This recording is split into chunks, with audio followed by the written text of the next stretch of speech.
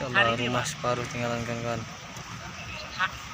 Hari ini Ya sahabat, assalamualaikum warahmatullahi wabarakatuh. Pada hari ini tanggal 21 Desember 2020, kita dari tim Aksi Cepat Tanggap bersama masyarakat relawan Indonesia dan Aksi Cepat Tanggap Cabang Duri sedang berada di lokasi erupsi terdampak Gunung Semeru yang sangat parah. Di sini zona merah, yang bisa dilihat rumah-rumah pada tenggelam tertimbun oleh lahar dingin yang membawa material-material berat.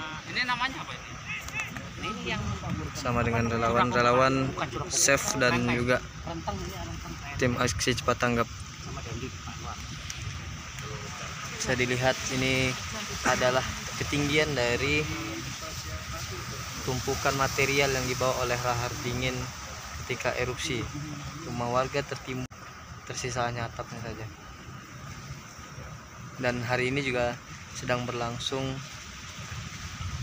hujan debu panasnya. Mohon doanya buat rekan-rekan yang berada di manapun untuk keselamatan dari tim-tim rescue dan para masyarakat yang ada di sini. Saya lihat teman. yang hari pertama sama Pak Tarif di sini.